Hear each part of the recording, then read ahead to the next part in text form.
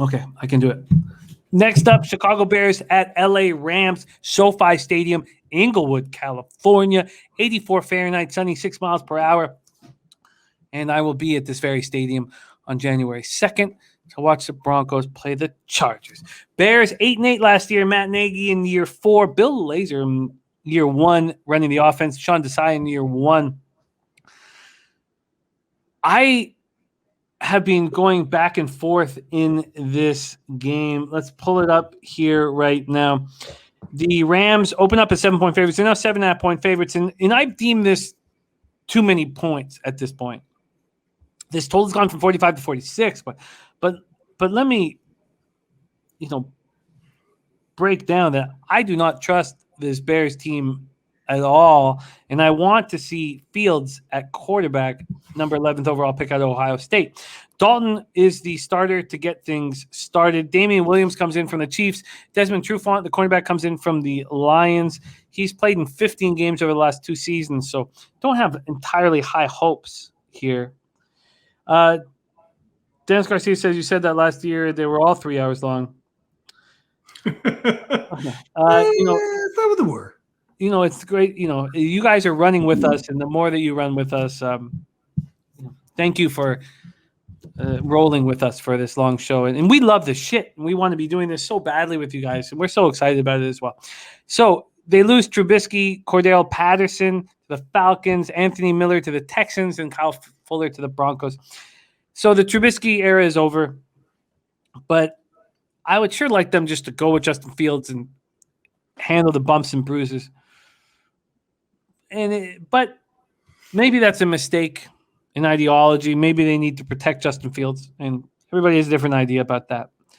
The offensive line didn't protect Trubisky, and I'm not sure if it would have mattered if they did. They draft Tevin Jenkins in the second round out of Oklahoma State.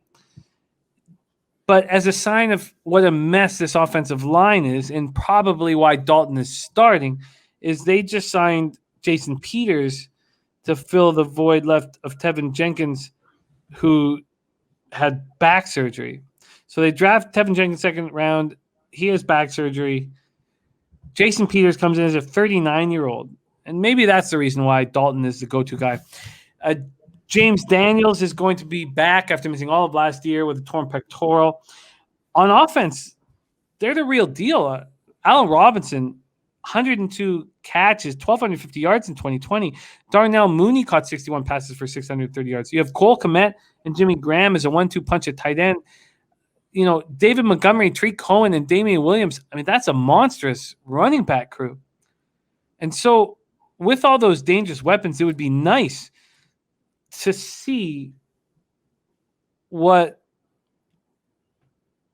Fields is made of. But the more I say it, the more I know that you want to protect these guys. So Damian Williams comes in from the Chiefs. He played for offensive coordinator Bill Lazor in 2014 and 2015. Since Vic Fangio left Chicago after 2018 season, this defense is just getting worse and worse and worse. Pagano retired in the offseason, so safeties coach Sean Desai comes in. He worked under Fangio from 2015 to 2018, but what are your expectations for him? Jalen Johnson last year, Will Fuller gone, so Jalen Johnson's going to shoulder a huge load. Does Desmond Trufant have anything left? Eddie Goldman opted out of 2020. He better have a ton left. So Goldman and Akeem Hicks should give the Bears a really tough front seven. But that's if Khalil Mack and Akeem Hicks and Robert Quinn. I mean, all these guys have had great years in the past and not last year. I mean, do you expect Khalil Mack and Akeem Hicks and Robert Quinn? Robert Quinn was a huge disappointment. Roquan Smith is the only guy that you could really trust, 2018 first-round pick. This defense has to step up in a huge, huge way. And they come in and have to play the Rams. Sean McVay in year 5, Kevin O'Connell in year 2, and Raheem Morris year 1. Stafford comes in, Deshaun Jackson, and Tutu Atwell, 57th overall out of Louisville. They lose Goff to the Lions, Brown to the Dolphins, Josh Reynolds to the Titans, tight end Gerald Everett to the Seahawks, John Johnson to the Browns. McVay lost 7 assistants to other teams this offseason. So there's a ton of hope for this squad, but this is a young coach who lost his main reliance. Robert Woods, Cooper Kupp, been very good since 2017, and Stafford should make them even better. They bring in Deshaun Jackson if he can stay healthy. We know that he can stretch defenses. Tutu Atwell can do the same. Then Tyler Higbee, they're expecting big things from him. Cam Akers tears his Achilles, so Darrell Henderson is the main guy. We know that they've now backed him up, but their offensive line is vulnerable. I mean, they did not add a free agent offensive lineman or draft one. They lose Blythe. Brian Allen is all 2020 with a knee injury. Andrew Whitworth is 40 years old. I don't know. I'm not as high on the Rams as a ton of people are. Their defense was excellent last year. 4.6 yards per play was way better than anybody else. Brandon Staley gets a head coaching job with the Chargers. Will stay as good. They draft 5 players on the defensive side of the football. Aaron Donald, Jalen Ramsey are going to be monsters. Here we go. Rams at home, the 7.5-point favorites to the Bears. Bebsy, take it away. Well, I'm with you. I don't think the hype around the Rams is taking into account how many coaches they lost, but also how many character players they lost. How many guys like Josh Johnson they lost? How many Samson Ebukams that they lost? Also, that O-line, which wasn't spectacular last year. Nothing changed. They do get a little bit older.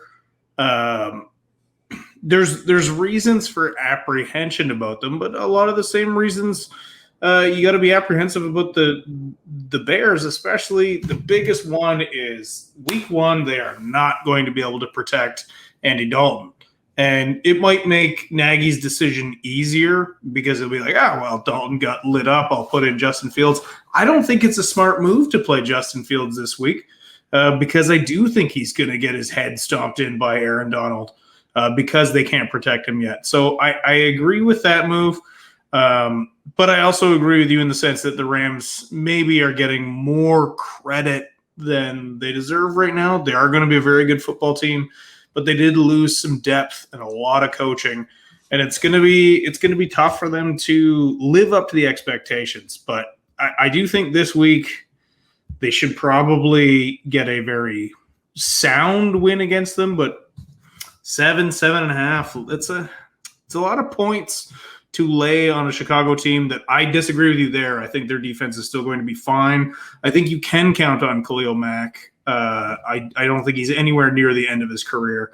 But yeah, there are some question marks there, but I just think that's a lot of points to lay on a team that also, if you look at McVay historically, he doesn't run up the score that often. So it's not like they're going to be pouring it on.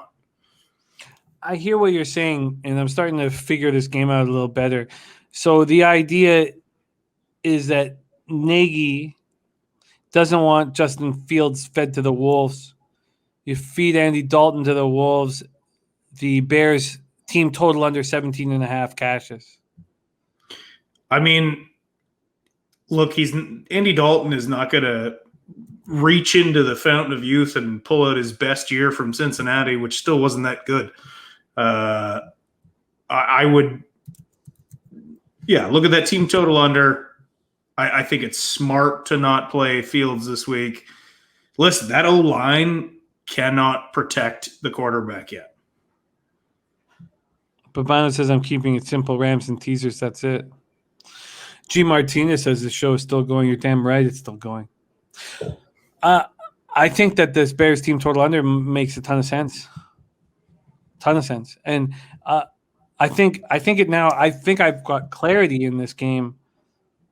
There's a reason. This is a very, very tough first spot for the Bears. And I'm going to move on that Bears team total under 17.5. I think it's an important hook as well. Okay, we move on to the final game on our card.